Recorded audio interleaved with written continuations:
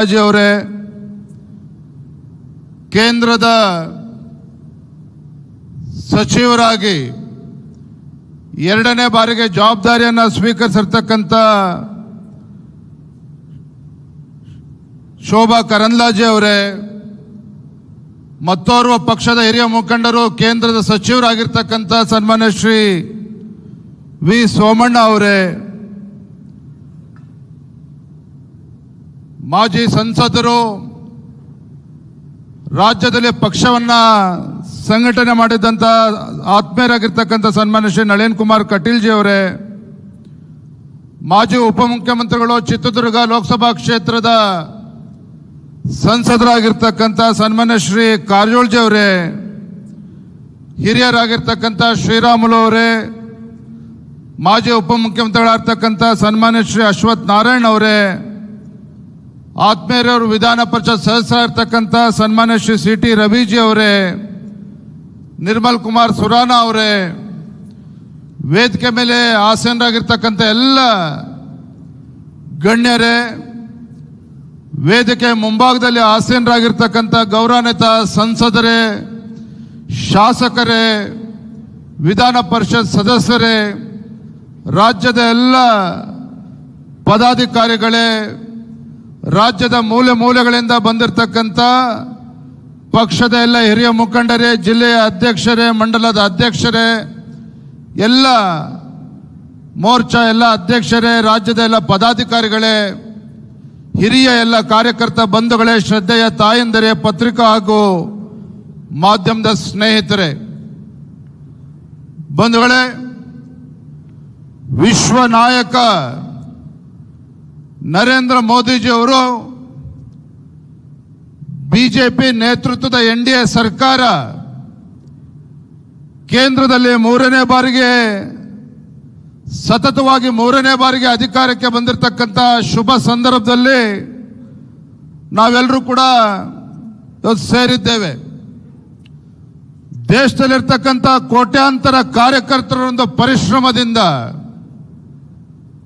ಈ ದೇಶದಲ್ಲಿರ್ತಕ್ಕಂಥ ಅಸಂಖ್ಯಾತ ಕಾರ್ಯಕರ್ತರೊಂದು ಪರಿಶ್ರಮದಿಂದ ಈ ಒಂದು ಐತಿಹಾಸಿಕ ದಾಖಲೆಗೆ ನಾವೆಲ್ಲರೂ ಕೂಡ ಸಾಕ್ಷಿಯಾಗಿದ್ದೇವೆ.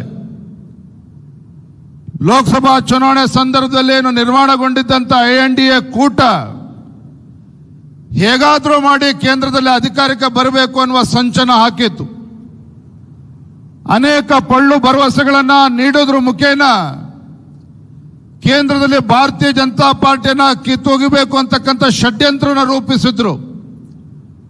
ಇದರ ನಡುವೆನೂ ಸಹ ಇವತ್ತು ದೇಶದಲ್ಲಿರ್ತಕ್ಕಂಥ ಪ್ರಜ್ಞಾವಂತ ಮತದಾರರು ಇವತ್ತು ಭಾರತವನ್ನ ಅಭಿವೃದ್ಧಿಗಳ ಮೂಲಕ ಜಗತ್ತಿನಲ್ಲಿ ಇವತ್ತು ಭಾರತವನ್ನ ಅಗ್ರಗಣ್ಯ ರಾಷ್ಟ್ರಗಳ ಸಾಲಿನಲ್ಲಿ ತೆಗೆದುಕೊಂಡು ಹೋಗ್ತೇನೆ ಅಂತಕ್ಕಂಥ ಒಂದು ಸಂಕಲ್ಪನ ತೆಗೆದುಕೊಂಡಿದ್ದಂಥ ನಮ್ಮ ಪ್ರಧಾನಮಂತ್ರಿ ನರೇಂದ್ರ ಮೋದಿಜಿ ಅವರು ಭಾರತವನ್ನ 2047ನೇ ಇಸ್ವಿಗೆ ಇವತ್ತು ಅಭಿವೃದ್ಧಿ ಹೊಂದಿರತಕ್ಕಂಥ ದೇಶವನ್ನಾಗಿ ಪರಿವರ್ತನೆ ಮಾಡ್ತೇನೆ ಅಂತ ಅನ್ನುವ ಒಂದು ಸಂಕಲ್ಪನ ಇಟ್ಟಿದಂತ ನರೇಂದ್ರ ಮೋದಿಜಿ ಅವರು ಮತ್ತೊಮ್ಮೆ ದೇಶದಲ್ಲಿ ಪ್ರಧಾನಮಂತ್ರಿ ಆಗಬೇಕು ಅನ್ನುವ ಆಶೀರ್ವಾದವನ್ನು ಇವತ್ತು ದೇಶದ ಜನರು ನೀಡಿರ್ತಕ್ಕಂಥ ಸಂದರ್ಭದಲ್ಲಿ ಒಂದು ಐತಿಹಾಸಿಕ ಗೆಲುವಿಗೆ ನಾವೆಲ್ಲರೂ ಕೂಡ ಇವತ್ತು ಸಾಕ್ಷೀಭೂತರಾಗಿದ್ದೇವೆ, ಕಾರಣೀಭೂತರಾಗಿದ್ದೇವೆ.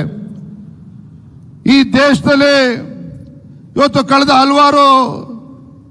ಕಳೆದ 3-4 ವರ್ಷದಿಂದ ಇವತ್ತೊಂದು ರಾಷ್ಟ್ರೀಯ ಅಧ್ಯಕ್ಷರಾಗಿರ್ತಕ್ಕಂಥ ಸನ್ಮಾನ್ಯ ನಡ್ಡಾಜಿಯವರ ನೇತೃತ್ವದಲ್ಲಿ, ಸನ್ಮಾನ್ಯ ಅಮಿತ್ ಶಾಜಿ ಅವರ ಒಂದು ಮಾರ್ಗದರ್ಶನದಲ್ಲಿ ಒಂದು ಹೊಸ ದಾಖಲೆ ನಿರ್ಮಾಣ ಆಗಿದೆ ಅಂತ ಹೇಳಿದ್ರೆ, ಮೂರನೇ ಬಾರಿಗೆ ಇವತ್ತು ಸತತವಾಗಿ ಇವತ್ತು ನಮ್ಮ ದೇಶದಲ್ಲಿ ಇವತ್ತು ಭಾರತೀಯ ಜನತಾ ಪಾರ್ಟಿ ನೇತೃತ್ವ ಸರ್ಕಾರ ಇವತ್ತು ಅಧಿಕಾರಕ್ಕೆ ಬಂದಿದೆ ಅಂತ ಹೇಳಿದ್ರೆ ನಾವಿಲ್ಲಿರ್ತಕ್ಕಂಥ ಪ್ರತಿಯೊಬ್ಬರು ಕೂಡ ಹೆಮ್ಮೆ ಪಡ್ತಕ್ಕಂಥ ವಿಚಾರ.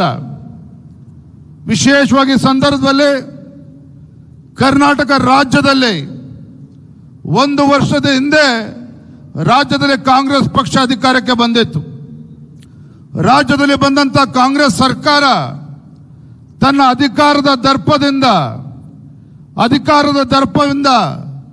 ಅಧಿಕಾರವನ್ನು ದುರುಪಯೋಗ ಮಾಡಿಕೊಂಡು ರಾಜ್ಯದಲ್ಲಿ ಹೇಗಾದ್ರೂ ಮಾಡಿ 18ರಿಂದ 20 ಸಂಸದರನ್ನ ಗೆಲ್ತೇವೆ ಎನ್ನುವ ಭ್ರಮೆನಲ್ಲಿ ಇವತ್ತು ರಾಜ್ಯದಲ್ಲಿ ಕಾಂಗ್ರೆಸ್ ಸರ್ಕಾರ ಇತ್ತು.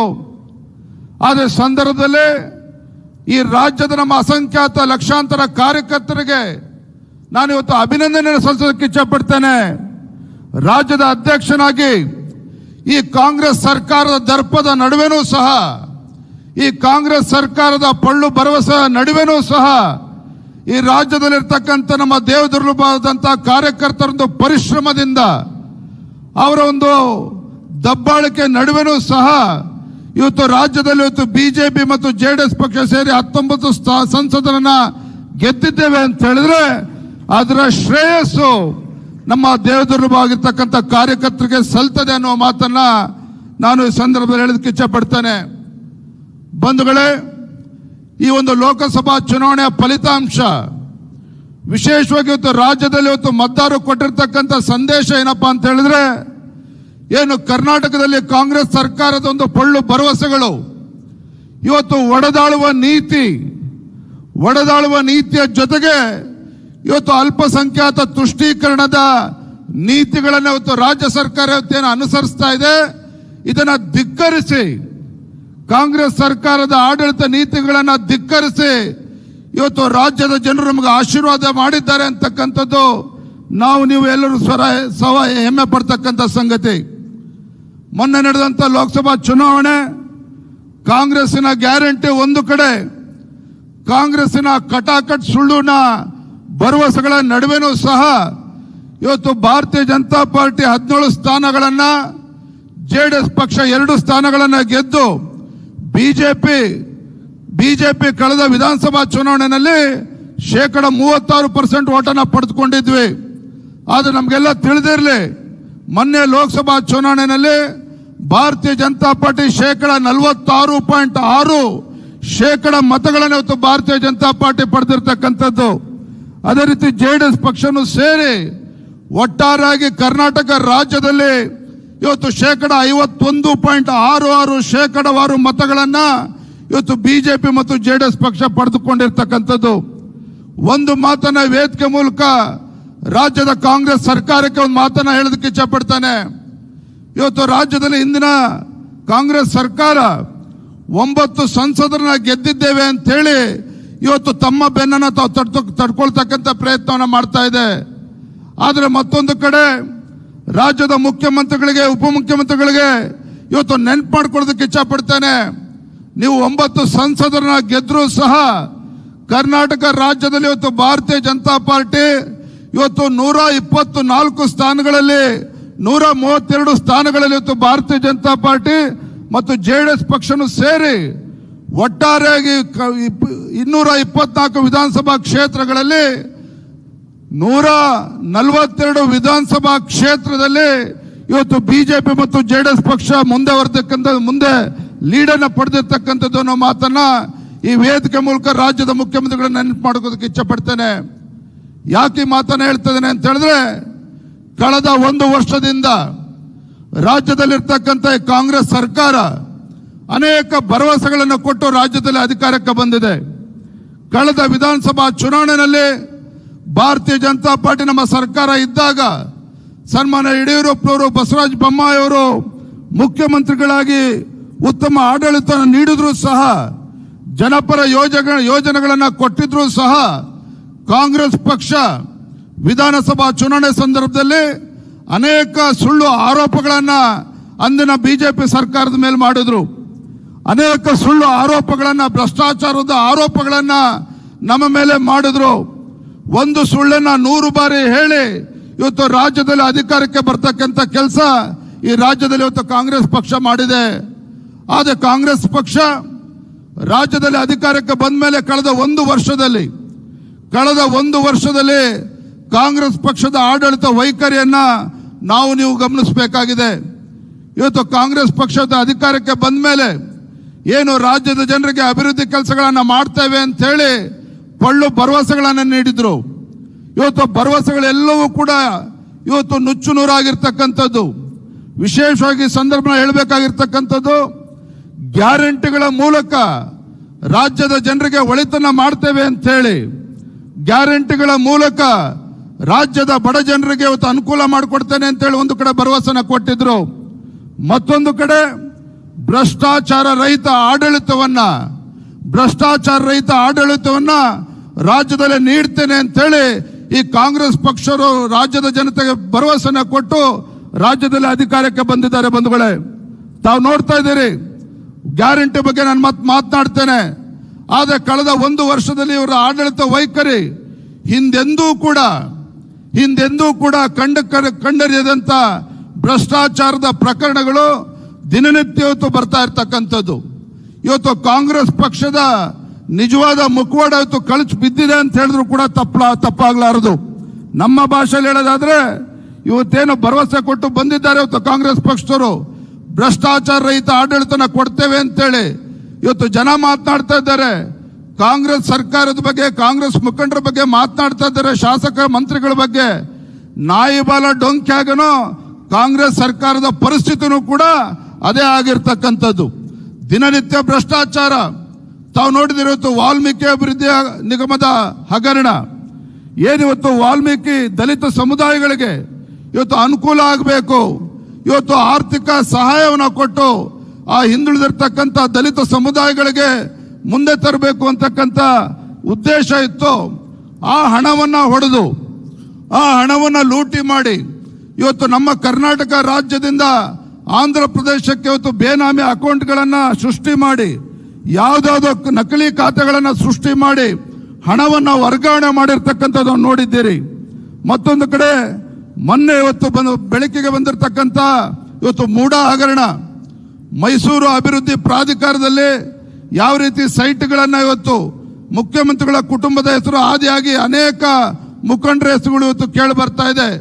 ಇವತ್ತು ಮೈಸೂರು ಮೂಡಾ ಪ್ರಕರಣ, ಒಂದು ಕಡೆ ವಾಲ್ಮೀಕಿ ಪ್ರಕರಣ, ವಾಲ್ಮೀಕಿ ಅಭಿವೃದ್ಧಿ ನಿಗಮದ ಹಗರಣ 187 ಕೋಟಿ ಆದ್ರೆ ಇವತ್ತು ಮೈಸೂರಿನಲ್ಲಿ ನಡೆದಿರ್ತಕ್ಕಂಥ ಹಗರಣ ಕನಿಷ್ಠ 3 ರಿಂದ 4 ಸಾವಿರ ಕೋಟಿ ಅಷ್ಟು ಅಂತ ಹೇಳಿ ಇವತ್ತು ಅಂದಾಜು ಮಾಡಲಾಗ್ತಾ ಇದೆ. ಆ ರೀತಿ ದೊಡ್ಡ ಹಗರಣ ಇವತ್ತು ರಾಜ್ಯದ ಇತಿಹಾಸದಲ್ಲಿ ಯಾವತ್ತೂ ಕೂಡ ನಡೆದಿರಲಿಲ್ಲ. ಆ ರೀತಿ ಭ್ರಷ್ಟಾಚಾರವನ್ನು ನಾವು ಇವತ್ತು ನೋಡ್ತಾ ಇದ್ದೇವೆ. ಮತ್ತೊಂದು ಕಡೆ ಇವತ್ತು ರಾಜ್ಯದಲ್ಲಿ ಇವತ್ತು ಕಾನೂನು ಸುವ್ಯವಸ್ಥೆ ಬಗ್ಗೆ ಮಾತನಾಡೋದಾದ್ರೆ ಇವತ್ತು ರಾಜ್ಯದಲ್ಲಿರ್ತಕ್ಕಂಥದ್ದು ಜನವಿರೋಧಿ ಸರ್ಕಾರ. ಇವತ್ತು ರಾಜ್ಯದಲ್ಲಿ ಕಾನೂನು ಸುವ್ಯವಸ್ಥೆ ಅಂತಕ್ಕಂಥದ್ದು ಸಂಪೂರ್ಣ ಹದಗೆಟ್ಟಿರ್ತಕ್ಕಂಥದ್ದು. ಹುಬ್ಳಿನಲ್ಲಾದಂಥ ನೇಹ ಹತ್ಯೆ ಪ್ರಕರಣ ಇರಬಹುದು. ಇವತ್ತು ರಾಜ್ಯದಲ್ಲಿ ಹೆಣ್ಣು ಮಕ್ಕಳ ಮೇಲೆ ನಡೀತಾ ಇರ್ತಕ್ಕಂಥ ಹತ್ಯೆ ಪ್ರಕರಣಗಳು ಇವತ್ತು ಅನೇಕ ಪ್ರಕರಣಗಳು ಇವತ್ತು ಬೆಳಕಿಗೆ ಬರ್ತಾ ಇರ್ತಕ್ಕಂಥದ್ದು. ಲೋಕಸಭಾ ಚುನಾವಣೆ ಸಂದರ್ಭದಲ್ಲಿ ಗೆಲುವಿಗೆ ಸಾಧ್ಯ ಇಲ್ಲ ಅಂತೇಳಿ ನಮ್ಮ ಕಾರ್ಯಕರ್ತರ ಮೇಲೂ ಸಹ ಇವತ್ತು 10 ಕೇಸ್ಗಳನ್ನ, ಕ್ರಿಮಿನಲ್ ಕೇಸ್ಗಳನ್ನ ದಾಖಲು ಮಾಡಿರ್ತಕ್ಕಂಥದ್ದು ಎಲ್ಲರೂ ಕೂಡ ನಾವು ನೋಡಿದ್ದೇವೆ. ಇವತ್ತು ಬೆಂಗಳೂರು ಮಹಾನಗರದಲ್ಲಿ ಇವತ್ತು ರಾಮೇಶ್ವರಂ ಕೆಫೆ ಬ್ಲಾಸ್ಟ್ ಆದಾಗಲೂ ಸಹ ಇವತ್ತು ಕಾಂಗ್ರೆಸ್ ಸರ್ಕಾರದವರು ಈ ಒಂದು ದೇಶದ್ರೋಹಿಗಳನ್ನ ಹಿಡಿತಕ್ಕಂಥ ಕೆಲಸ ಮಾಡಲಿಲ್ಲ. ನಮ್ಮ ವಿಧಾನಸೌಧ ಪಾಕಿಸ್ತಾನ್ ಜಿಂದಾಬಾದ್ ಅಂತೇಳಿ ಘೋಷಣೆ ಕೂಗದಂತ ದೇಶದ್ರೋಹಿಗಳನ್ನು ಸಹ ಮಟ್ಟ ಹಾಕ್ತಕ್ಕಂಥ ಧೈರ್ಯ ಇವತ್ತು ಕಾಂಗ್ರೆಸ್ ಸರ್ಕಾರದವರು ಮಾಡೋದು ಸಾಧ್ಯ ಆಗಲಿಲ್ಲ. ಇಂಥ ಒಂದು ದುಷ್ಟ ಸರ್ಕಾರ ಇವತ್ತು ಕರ್ನಾಟಕ ರಾಜ್ಯದಲ್ಲಿ ಇರ್ತಕ್ಕಂಥದ್ದು. ಮತ್ತೊಂದು ಕಡೆ ರಾಜ್ಯದಲ್ಲಿರ್ತಕ್ಕಂಥ ರೈತರು ಕಂಗಾಲಾಗಿದ್ದಾರೆ. 900ಕ್ಕೂ ಹೆಚ್ಚು ರೈತರು ಇವತ್ತು ಆತ್ಮಹತ್ಯೆ ಮಾಡಿಕೊಂಡಿದ್ದಾರೆ. ಇಂಥ ಸಂದರ್ಭದಲ್ಲಿ ಕೇಂದ್ರದಿಂದ ಬರದ ಹಣ ಬಂದರೂ ಸಹ ಆ ಪರಿಹಾರದ ಹಣವನ್ನು ಸಹ ರೈತರಿಗೆ ಸರಿಯಾಗಿ ತಲುಪಿಸ್ತಕ್ಕಂಥ ವಿಚಾರದಲ್ಲಿ ಇವತ್ತು ಕಾಂಗ್ರೆಸ್ ಸರ್ಕಾರ ಸಂಪೂರ್ಣ ವಿಫಲ ಆಗಿರ್ತಕ್ಕಂಥದ್ದು. ಇವತ್ತು ಪತ್ರಿಕೆಯಲ್ಲಿ ನಾವು ನೋಡ್ತಾ ಇದ್ದೀವಿ. ಹನಿ ನೀರಾವರಿ ಯೋಜನೆಗೆ ಅದಕ್ಕೆ ನೀಡ್ತಿದ್ದಂಥ ಒಂದು 75% ಇವತ್ತು ಸಹಾಯಧನ. ಹನಿ ನೀರಾವರಿ ಯೋಜನೆಗೆ ರಾಜ್ಯ ಸರ್ಕಾರ, ಹಿಂದಿನ ಸರ್ಕಾರ 75% ಸಹಾಯಧನವನ್ನು ನೀಡ್ತಾ ಇತ್ತು. ಅದನ್ನ ಈಗ 45% ಇಳಿಸಿದ್ದಾರೆ ಏಕಾಏಕಿ ರಾಜ್ಯ ಸರ್ಕಾರ. ಒಟ್ಟಾರೆಯಾಗಿ ಹೇಳೋದಾದ್ರೆ ಈ ರಾಜ್ಯದಲ್ಲಿರ್ತಕ್ಕಂಥ ಈ ಕಾಂಗ್ರೆಸ್ ಸರ್ಕಾರ ರೈತ ವಿರೋಧಿ ಸರ್ಕಾರ ಇದೆ. ಪ್ರಧಾನಮಂತ್ರಿ ನರೇಂದ್ರ ಮೋದಿಜಿಯವರು ಕೊಡ್ತಾ ಇದ್ದಂಥ ಕಿಸಾನ್ ಸಮ್ಮಾನ್ ಯೋಜನೆ 6,000 ರೂಪಾಯಿ ಕೊಡ್ತಾ ಇದ್ರೆ, ಯಡಿಯೂರಪ್ಪನವರು ರಾಜ್ಯದ ಮುಖ್ಯಮಂತ್ರಿಗಳಿದ್ದಾಗ 4,000 ರೂಪಾಯಿನ ಕೊಡ್ತಾ ಇದ್ರು. ಅದನ್ನು ಕೂಡ ರಾಜ್ಯದ ಕಾಂಗ್ರೆಸ್ ಸರ್ಕಾರ ಸಿದ್ದರಾಮಯ್ಯನವರು ಮುಖ್ಯಮಂತ್ರಿ ಆ ಕ್ಷಣ ಅದನ್ನ ಬಂದ್ ಮಾಡಿರ್ತಕ್ಕಂಥದ್ದು. ಮಾನ್ಯ ಬಸವರಾಜ ಬೊಮ್ಮಾಯಿ ಅವರು ವೇದಿಕೆ ಮೇಲಿದ್ದಾರೆ. ರೈತರ ಮಕ್ಕಳಿಗೆ ಅನುಕೂಲ ಆಗಬೇಕು ಅಂತೇಳಿ ರೈತ ವಿದ್ಯಾನಿಧಿಯನ್ನ ಕೂಡ ಜಾರಿಗೆ ತರ್ತಕ್ಕಂಥ ಕೆಲಸವನ್ನು ಮಾಡಿದ್ರು. ಅದಕ್ಕೂ ಕೂಡ ಇವತ್ತು ತಣ್ಣೀರು ಎತ್ತಕ್ಕಂಥ ಕೆಲಸ ರಾಜ್ಯದ ಮುಖ್ಯಮಂತ್ರಿಗಳು ಮಾಡಿದ್ದಾರೆ, ಕಾಂಗ್ರೆಸ್ ಸರ್ಕಾರ ಮಾಡಿದ್ದಾರೆ. ನಾನು ಈ ವೇದಿಕೆ ಮೂಲಕ ರಾಜ್ಯದ ಉಪಮುಖ್ಯಮಂತ್ರಿಗಳಿಗೆ ಕೇಳೋದಕ್ಕೆ ಇಚ್ಛೆ ಪಡ್ತೇನೆ. ಕಳೆದ ವಿಧಾನಸಭಾ ಚುನಾವಣೆ ಸಂದರ್ಭದಲ್ಲಿ ಮೇಕೆದಾಟು ಎತ್ಕೊಂಡು ಹೋರಾಟವನ್ನ ಮಾಡಿದ್ರಿ. ಮೇಕೆದಾಟು ಯೋಜನೆ ಹಿಡ್ಕೊಂಡು ಅನುಷ್ಠಾನ ಮಾಡಬೇಕು ಅಂತೇಳಿ ಭಾರತೀಯ ಜನತಾ ಪಾರ್ಟಿ ಸರ್ಕಾರ ಇದ್ದಾಗ ಚುನಾವಣೆ ಸಂದರ್ಭದಲ್ಲಿ ಹೋರಾಟವನ್ನು ಮಾಡಿದ್ರಿ. ಯಾಕೆ ಮಾನ್ಯ ಡಿ ಕೆ ಶಿವಕುಮಾರ್ ಸಾಹೇಬ್ರೆ, ಇವತ್ತು ರಾಜ್ಯದಲ್ಲಿ ನಿಮ್ಮದೇ ಸರ್ಕಾರ ಇದೆ, ಸ್ಪಷ್ಟ ಬಹುಮತದೊಂದಿಗೆ ರಾಜ್ಯದಲ್ಲಿ ಕಾಂಗ್ರೆಸ್ ಸರ್ಕಾರ ಆಡಳಿತ ನಡೆಸ್ತಾ ಇದೆ. ಸರ್ಕಾರ ಬಂದು 1 ವರ್ಷ ಆದರೂ ಸಹ ಯಾವ ಮೇಕೆದಾಟಿನ ವಿಚಾರವನ್ನು ಹಿಡ್ಕೊಂಡು ಪಾದಯಾತ್ರೆ ಮಾಡಿದ್ರೋ ಆ ಮೇಕೆದಾಟು ಯೋಜನೆಗೆ ಒಂದೇ 1 ರೂಪಾಯಿನೂ ಕೂಡ ಬಜೆಟ್ ಅಲ್ಲಿ ಇವತ್ತು ಮೀಸಲಿಟ್ಟಿಲ್ಲ. ಮೇಕೆದಾಟು ಯೋಜನೆಗೆ ಒಂದೇ 1 ರೂಪಾಯಿನೂ ಕೂಡ ಮೀಸಲಿಟ್ಟಿಲ್ಲ ಇವತ್ತು ರಾಜ್ಯದ ಕಾಂಗ್ರೆಸ್ ಸರ್ಕಾರ ಅಂತ ಹೇಳಿದ್ರೆ ಇವರ ಒಂದು ಹಣೆಬರ ಏನು ಅಂತೇಳಿ ರಾಜ್ಯದ ಜನ ಇವತ್ತು ಗಮನಿಸ್ತಾ ಇದ್ದಾರೆ. ಇವತ್ತು ಬಂಧುಗಳೇ, ಇವತ್ತು ರಾಜ್ಯ ಸರ್ಕಾರ ಇವತ್ತು ಒಡೆದಾಳುವ ನೀತಿಯನ್ನು ಅನುಸರಿಸ್ತಾ ಇದೆ.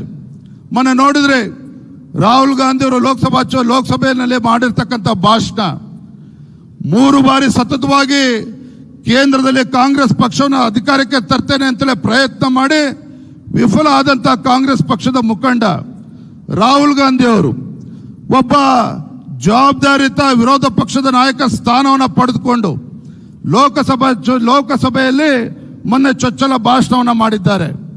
ಇವತ್ತು ಅವರ ಭಾಷಣದ ಉದ್ದಕ್ಕೂ ಸಹ ಈ ದೇಶದಲ್ಲಿರ್ತಕ್ಕಂಥ ಹಿಂದೂಗಳ ತೇಜೋವಧೆ ಮಾಡ್ತಕ್ಕಂಥ ಕೆಲಸವನ್ನು ಮಾಡಿದ್ದಾರೆ, ಹಿಂದೂಗಳಿಗೆ ಅವಮಾನ ಮಾಡ್ತಕ್ಕಂಥ ಕೆಲಸವನ್ನು ಮಾಡಿದ್ದಾರೆ. ಒಡೆದಾಳುವ ನೀತಿಯನ್ನ ಏನು ರಾಜ್ಯದಲ್ಲಿ ಕಾಂಗ್ರೆಸ್ ಸರ್ಕಾರ ನಡೆಸ್ತಾ ಇದೆ ಅದು ಇವತ್ತು ರಾಹುಲ್ ಗಾಂಧಿ ಅವರು ಲೋಕಸಭಾ ಚುನಾವಣೆಯಲ್ಲಿ ತಮ್ಮ ಭಾಷಣದ ಮುಖೇನ ಹೇಳಿರ್ತಕ್ಕಂಥದ್ದು ತಾವು ನೋಡಿದ್ದೀರಿ. ಮತ್ತೊಂದು ಕಡೆ ರಾಜ್ಯದಲ್ಲಿ ಇವತ್ತು ಜಮೀರ್ ಅಹಮದ್ ಅಂತಕ್ಕಂಥ ಒಬ್ಬ ಬೇಜವಾಬ್ದಾರಿ ಸಚಿವ ಮೊನ್ನೆ ಬೀದರ್ನಲ್ಲಿ ಅಧಿಕಾರಿಗಳ ಸಭೆಯಲ್ಲಿ ಮಾತನಾಡ್ತಾ ಹೇಳ್ತಾರೆ, ಬೀದರ್ನಲ್ಲಿ ಕಾಂಗ್ರೆಸ್ ಪಕ್ಷದ ಸಂಸದ ಗೆದ್ದಿದ್ದಾರೆ ಅಂತ ಹೇಳಿದ್ರೆ ಕೇವಲ ಮುಸಲ್ಮಾನರ ಮತಗಳನ್ನ ಪಡೆದುಕೊಂಡು ಗೆದ್ದಿದ್ದಾರೆ ಅಂತಕ್ಕಂಥ ಅಹಂಕಾರದ ಹೇಳಿಕೆಯನ್ನು ಜಮೀರ್ ಅಹಮದ್ ಅವರು ಕೂಡ ಕೊಟ್ಟಿರ್ತಕ್ಕಂಥದ್ದು. ಬಂಧುಗಳೇ, ಈ ರಾಜ್ಯದಲ್ಲಿರ್ತಕ್ಕಂಥ ಕಾಂಗ್ರೆಸ್ ಸರ್ಕಾರ ಇವರ ಪಾಪದ ಕೂಡ ಇದು ತುಂಬ್ತಾ ಇದೆ. ದಿನೇ ದಿನ ಭ್ರಷ್ಟಾಚಾರ ಪ್ರಕರಣಗಳು ನಡೀತಾ ಇದೆ. ಇವರ ಜನವಿರೋಧಿ ನೀತಿಗಳು, ಇವರು ರಾಜ್ಯದಲ್ಲಿ ಅಧಿಕಾರಕ್ಕೆ ಬಂದಿರತಕ್ಕಂಥದ್ದು ರಾಜ್ಯದ ಜನತೆಗೆ ಒಳಿತನ ಮಾಡ್ತೇವೆ ಅನ್ನೋ ದೃಷ್ಟಿ ಇಟ್ಕೊಂಡು ಇವರು ಬಂದಿಲ್ಲ. ಇವರು ರಾಜ್ಯದಲ್ಲಿ ಲೂಟಿ ಮಾಡಿಕೊಂಡು ಯಾವುದೇ ಒಂದು ಅಭಿವೃದ್ಧಿ ಆಗದೇನೆ ಇವತ್ತು ನೋಡ್ತಾ ಇದ್ದೀರಿ. ಕಳೆದ 1 ವರ್ಷದಲ್ಲಿ ಕೆಲವೇ ಬೆರಳೆಣಿಕೆಯಷ್ಟು ಶಾಸಕರಿಗೆ ಅಭಿವೃದ್ಧಿಗೆ ಅನುದಾನವನ್ನು ನೀಡಿದ್ದಾರೆ, ಆಡಳಿತ ಪಕ್ಷದ ಶಾಸಕರಿಗೆ. ಇನ್ನು ಯಾವುದೇ ಪಕ್ಷದ ಶಾಸಕರಿಗೆ ಅಭಿವೃದ್ಧಿಗೆ ಹಣವನ್ನು ಕೊಡದೇ ಇರತಕ್ಕಂಥದ್ದು. ಕಾರಣ ಏನಪ್ಪಾ ಅಂತ ಹೇಳಿದ್ರೆ, ಒಂದು ಕಡೆ ಅವರ ಏನು ಅವೈಜ್ಞಾನಿಕ ಗ್ಯಾರಂಟಿಗಳನ್ನ ಜನರಿಗೆ ತಲುಪಿಸೋದಕ್ಕೆ ಸಾಧ್ಯ ಆಗ್ತಾ ಇಲ್ಲ. ನೋಡ್ತಾ ಇದ್ದೀರಿ, ಇವತ್ತು ಉಚಿತ ಬಸ್ ಅಂತ ಹೇಳ್ತಾರೆ. ಇವತ್ತು ಗ್ರಾಮೀಣ ಭಾಗದಲ್ಲಿ ವಿದ್ಯಾರ್ಥಿನಿಯರಿಗೆ ಸಾರಿಗೆ ವ್ಯವಸ್ಥೆಯನ್ನು ಕೂಡ ಸರಿ ಮಾಡೋದಕ್ಕೆ ರಾಜ್ಯ ಸರ್ಕಾರಕ್ಕೆ ಆಗ್ತಾ ಇಲ್ಲ. ಗ್ರಾಮೀಣ ಭಾಗದಲ್ಲಿ ಶಾಲೆಗೆ ಹೋಗ್ತಕ್ಕಂಥ, ಕಾಲೇಜಿಗೆ ಓಡಾಡ್ತಕ್ಕಂಥ ಮಕ್ಕಳು ಪರದಾಡ್ತಾ ಇದ್ದಾರೆ. ಆದರೆ ಸರಿಯಾದಂಥ ಸಾರಿಗೆ ವ್ಯವಸ್ಥೆಯನ್ನು ಕೂಡ ಇವ್ರಿಗೆ ಮಾಡೋದಕ್ಕೆ ಸಾಧ್ಯ ಆಗ್ತಾ ಇಲ್ಲ. ಇವತ್ತು ಕರ್ನಾಟಕ ರಾಜ್ಯದಲ್ಲಿ ಇವತ್ತು ಬಂಡವಾಳ ಹೂಡಿಕೆ ಅಂತಕ್ಕಂಥದ್ದು ಶೂನ್ಯ. ಇವತ್ತು ಮೊನ್ನೆ ಯಾವುದೋ 1-2 ಕಂಪ್ನಿಗಳು ಬಂದಿದ್ದಾರೆ ಅನ್ನೋದು ಬಿಟ್ರೆ, ಸನ್ಮಾನ್ಯ ಬಸವರಾಜ ಬೊಮ್ಮಾಯಿ ಅವರು ಮುಖ್ಯಮಂತ್ರಿ ಇದ್ದಾಗ ನಮ್ಮ ರಾಜ್ಯದಲ್ಲಿ ಅನೇಕ ಮಲ್ಟಿನ್ಯಾಷನಲ್ ಕಂಪ್ನಿಗಳು ಬಂಡವಾಳನ ಹೂಡಿಕೆ ಮಾಡಬೇಕು ಅಂತೇಳಿ ಕರ್ನಾಟಕ ರಾಜ್ಯಕ್ಕೆ ಬಂದಿತ್ತು. ಇವತ್ತು ನಮ್ಮ ರಾಜ್ಯದ ಕಂಪ್ನಿ ಆಗಿರ್ತಕ್ಕಂಥ ಏತರ್ ಕಂಪ್ನಿನೂ ಕೂಡ ಇವತ್ತು ಪಕ್ಕದ ರಾಜ್ಯಕ್ಕೆ ಹೋಗಿರ್ತಕ್ಕಂಥದ್ದು. ಅದೇ ರೀತಿ ಕೇನ್ಸ್ ಅಂತಕ್ಕಂಥ ಟೆಕ್ನಾಲಜಿ ಕಂಪ್ನಿ ಅವರು ಕೂಡ ನಮ್ಮ ಬೆಂಗಳೂರನ್ನು ಬಿಟ್ಟು ಹೊರ ರಾಜ್ಯಕ್ಕೆ ಹೋಗ್ತಾ ಇರ್ತಕ್ಕಂಥದ್ದು. ಒಟ್ಟಾರೆಯಾಗಿ ಹೇಳೋದಾದ್ರೆ ಆತ್ಮೀಯ ಬಂಧುಗಳೇ, ಈ ರಾಜ್ಯದಲ್ಲಿ ಇರ್ತಕ್ಕಂಥ ಕಾಂಗ್ರೆಸ್ ಸರ್ಕಾರ ಒಂದು ಕಡೆ ಜನವಿರೋಧಿ ನೀತಿಗಳನ್ನ ಅಳವಡಿಸಿಕೊಂಡು ಭ್ರಷ್ಟಾಚಾರದಲ್ಲಿ ಮುಳುಗಿರ್ತಕ್ಕಂಥ ಕಾಂಗ್ರೆಸ್ ಸರ್ಕಾರದಿಂದ ರಾಜ್ಯದ ಜನತೆಗೆ ಒಳಿತಾಗೋದಕ್ಕೆ ಸಾಧ್ಯನೇ ಇಲ್ಲ. ರಾಜ್ಯದಲ್ಲಿ ಅಭಿವೃದ್ಧಿ ಕಾಣೋದಕ್ಕೆ ಸಾಧ್ಯ ಇಲ್ಲ. ಜಾತಿಗಳ ಮಧ್ಯೆ ವಿಷಬೀಜವನ್ನು ಬಿತ್ತಿ ತನ್ನ ರಾಜಕೀಯ ಬೇಳೆಯನ್ನ ಬೇಯಿಸ್ಕೊಳ್ಳೋಕೆ ಏನು ಪ್ರಯತ್ನ ಮಾಡ್ತಾ ಇದೆ ಕಾಂಗ್ರೆಸ್ ಸರ್ಕಾರ, ಇದಕ್ಕೆ ತಕ್ಕ ಪಾಠವನ್ನು ನಾವು ಕಲಿಸಬೇಕಾಗಿದೆ.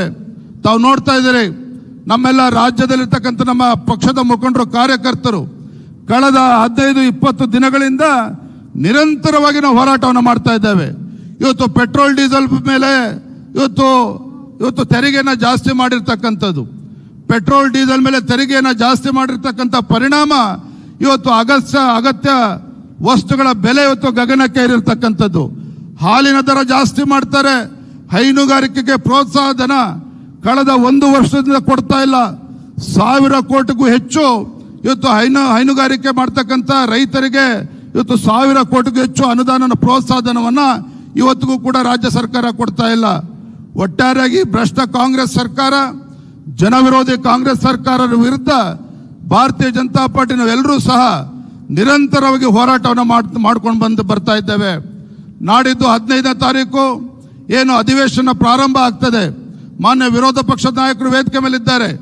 ನಮ್ಮೆಲ್ಲ ಶಾಸಕರು ವಿಧಾನಸಭೆ ವಿಧಾನ ಪರಿಷತ್ತಿನ ಒಳಗಡೆ ಈ ಒಂದು ಭ್ರಷ್ಟ ಕಾಂಗ್ರೆಸ್ ಸರ್ಕಾರದ ವಿರುದ್ಧ ಇವ್ರದ್ದು ಬಂಡವಾಳವನ್ನ ಬಯಲು ಮಾಡೋದ್ರ ಮುಖೇನ ಈ ಜನವಿರೋಧಿ ಸರ್ಕಾರವನ್ನ ಕಿವಿ ಹಿಂಡ್ತಕ್ಕಂಥ ಕೆಲಸ ನಾವು ಮಾಡ್ತೇವೆ. ಕೊನೆಯದಾಗ ಒಂದು ಮಾತನ್ನ ಹೇಳ್ತೇನೆ, ಇವತ್ತು ಸರ್ಕಾರ ಎಷ್ಟು ದಿನ ಇರುತ್ತೋ ಗೊತ್ತಿಲ್ಲ. ಯಾಕೆಂತ ಹೇಳಿದ್ರೆ ಒಂದು ಕಡೆ ಮುಖ್ಯಮಂತ್ರಿ ಬೆಂಬಲಿತ ಸಚಿವರು, ಶಾಸಕರು ಇನ್ನೂ ಕೂಡ 4 ಜನ ಉಪಮುಖ್ಯಮಂತ್ರಿಗಳನ್ನ ಮಾಡಬೇಕು ಅಂತೇಳಿ ಹಾದಿಲಿ ಬೀದಿಲಿ ಇವತ್ತು ಗಲಾಟೆ ಮಾಡ್ತಾ ಇದ್ದಾರೆ. ಮತ್ತೊಂದು ಕಡೆ DK ಶಿವಕುಮಾರ್ ಬೆಂಬಲಿತ ಶಾಸಕರು ಹೇಗಾದ್ರೂ ಮಾಡಿ DK ಶಿವಕುಮಾರ್ ಅವ್ರನ್ನ ಮುಖ್ಯಮಂತ್ರಿ ಸ್ಥಾನದಲ್ಲಿ ಕೂರಿಸಬೇಕು ಅಂತೇಳಿ ಈಗಾಗಲೇ ಹಾದಿಲಿ ಬೀದಿಲಿ ಹೊಡೆದಾಡ್ಕೊಳ್ತಾ ಇರ್ತಕ್ಕಂಥ ತಾವೆಲ್ಲರೂ ಕೂಡ ನೋಡ್ತಾ ಇದ್ದೀರಿ. ಹಾಗಾಗಿ ರಾಜ್ಯದಲ್ಲಿರ್ತಕ್ಕಂಥ ಕಾಂಗ್ರೆಸ್ ಸರ್ಕಾರ ಎಷ್ಟು ದಿನ ಈ ಸರ್ಕಾರಕ್ಕೆ ಜೀವ ಇದೆಯೋ ನಾವಂತೂ ಇವತ್ತು ಹೇಳೋದಕ್ಕೆ ಸಾಧ್ಯ ಇಲ್ಲ. ಅವರ ಶಾಸಕರೇ ಇವತ್ತು ಅಭಿವೃದ್ಧಿಗೆ ಹಣ ಸಿಗ್ತಾ ಇಲ್ಲ ಅಂತೇಳಿ ಒಂದು ಕಡೆ ಮುಖ್ಯಮಂತ್ರಿಗಳನ್ನ ಬದಲಾವಣೆ ಮಾಡಬೇಕು ಅಂತಕ್ಕಂಥ ಮತ್ತೊಂದು ಕೂಗು, ಉಪಮುಖ್ಯಮಂತ್ರಿಗಳನ್ನ ಮಾಡಬೇಕು ಅಂತಕ್ಕಂಥ ಮತ್ತೊಂದು ಕೂಗು, ಇದರ ನಡುವೆ ಸರ್ಕಾರ ಇವತ್ತು ಅಸ್ಥಿರತೆ ಕಾಡ್ತಾ ಇದೆ. ಅದನ್ನು ತಾವೆಲ್ಲರೂ ಕೂಡ ಗಮನಿಸ್ತಾ ಇದ್ದೀರಿ. ಆದರೆ ನಾವು ಇವತ್ತು ಕೇಂದ್ರದಲ್ಲಿ ಭಾರತೀಯ ಜನತಾ ಪಾರ್ಟಿ ಸರ್ಕಾರ, ನರೇಂದ್ರ ಮೋದಿಜಿಯವರು ನಮ್ಮ ಸರ್ಕಾರ ಕೊಟ್ಟಿರ್ತಕ್ಕಂಥ ಯೋಜನೆಗಳನ್ನ ಮನೆ ಮನೆಗೆ ನಾವು ತಲುಪಿಸಬೇಕಾಗಿದೆ. ಮತ್ತೊಂದು ಕಡೆ ಭ್ರಷ್ಟ ಕಾಂಗ್ರೆಸ್ ಸರ್ಕಾರದ ವಿರುದ್ಧ ಹೋರಾಟವನ್ನು ಮಾಡಬೇಕಾಗಿದೆ. ಮೊನ್ನೆ ನಡೆದಂಥ ಲೋಕಸಭಾ ಚುನಾವಣೆಯಲ್ಲಿ ನಾವು ಯಶಸ್ಸನ್ನು ಕಂಡಿದ್ದೇವೆ. ಆದರೆ ಮುಂದೆ ಬರ್ತಕ್ಕಂಥ ಜಿಲ್ಲಾ ಪಂಚಾಯತ್, ತಾಲೂಕ್ ಪಂಚಾಯತ್ ಚುನಾವಣೆಗಳು ನಮ್ಮ ಕಾರ್ಯಕರ್ತರಿಗೆ ಶಕ್ತಿ ತುಂಬತಕ್ಕಂಥ ಒಂದು ಚುನಾವಣೆ. ಇವತ್ತು ಕಾರ್ಪೊರೇಷನ್ ಚುನಾವಣೆ ಇರ್ಬೋದು, ಜಿಲ್ಲಾ ಪಂಚಾಯತ್, ತಾಲೂಕ್ ಪಂಚಾಯತ್ ಚುನಾವಣೆಗಳಿರ್ಬೋದು, ನಮ್ಮೆಲ್ಲರ ಕರ್ತವ್ಯ ಇದೆ. ಯಾವ ರೀತಿ ವಿಧಾನಸಭಾ ಚುನಾವಣೆ, ಲೋಕಸಭಾ ಚುನಾವಣೆ ಹೇಗೆ ಈ ಚುನಾವಣೆಗಳಿಗೆ ಮಹತ್ವವನ್ನು ಕೊಡ್ತೀವೋ, ನಮ್ಮ ಕಾರ್ಯಕರ್ತರಿಗೆ ಶಕ್ತಿ ತುಂಬತಕ್ಕಂಥ ಈ ಒಂದು ಜಿಲ್ಲಾ ಪಂಚಾಯತ್, ತಾಲೂಕ್ ಪಂಚಾಯತ್ ಚುನಾವಣೆಗೂ ಸಹ ಅಷ್ಟೇ ಶಕ್ತಿನ ಕೊಟ್ಟು ಕಾರ್ಯಕರ್ತರಿಗೆ ಗೆಲ್ಲಿಸ್ತಕ್ಕಂಥ ಕೆಲಸ ನಾವು ನೀವು ಸೇರಿ ಮಾಡಬೇಕಾಗಿದೆ ಅನ್ನೋ ಮಾತನ್ನ ಈ ಸಂದರ್ಭದಲ್ಲಿ ಹೇಳ್ತಾ, ನಾನು ಇಷ್ಟು ಮಾತ್ರ ಸಂದರ್ಭದಲ್ಲಿ ಹೇಳ್ತೇನೆ. ಈ ಒಂದು ವಿಶೇಷವಾದಂಥ ಕಾರ್ಯಕಾರಿಣಿ ನನಗೆ ಗೊತ್ತಿದೆ. ವಿಶೇಷವಾದಂಥ ಕಾರ್ಯಕಾರಿಣಿಗೆ ನಮ್ಮ ಮಂಡಲ ಮಟ್ಟದಿಂದನೂ ಕೂಡ ನಮ್ಮ ಪ್ರಮುಖರನ್ನ ಕರೆದಿದ್ದೇವೆ. ಕಾರಣ ಅಂತ ಹೇಳಿದ್ರೆ, ಈ ಒಂದು ದುಷ್ಟ ಕಾಂಗ್ರೆಸ್ ಸರ್ಕಾರ ನಮ್ಮ ಮೇಲೆ ಇವತ್ತು ದಬ್ಬಾಳಿಕೆ ಮಾಡಿದ್ರು ಸಹ, ನಮ್ಮ ಕಾರ್ಯಕರ್ತರ ಮೇಲೆ ನಿರಂತರವಾಗಿ ದಬ್ಬಾಳಿಕೆ ಮಾಡಿದ್ರು ಸಹ, ನಮ್ಮ ಕಾರ್ಯಕರ್ತರು ಸಂಘಟನೆ ಶಕ್ತಿಯ ಆಧಾರದ ಮೇಲೆ ಲೋಕಸಭಾ ಚುನಾವಣೆ ಸಂದರ್ಭದಲ್ಲಿ ದಿನಕ್ಕೆ 24 ಗಂಟೆನಲ್ಲಿ ಕನಿಷ್ಠ 17-18 ಗಂಟೆ ಕೆಲಸ ಮಾಡಿ ಇಲ್ಲಿ ವೇದಿಕೆ ಮೇಲೆ, ವೇದಿಕೆ ಮುಂಭಾಗದಲ್ಲಿ ಕೂತಿರ್ತಕ್ಕಂಥ ನಮ್ಮ ಸಂಸದರನ್ನ ಗೆಲ್ಲಿಸ್ತಕ್ಕಂಥ ಕೆಲಸ ಮಾಡಿದ್ದಾರೆ.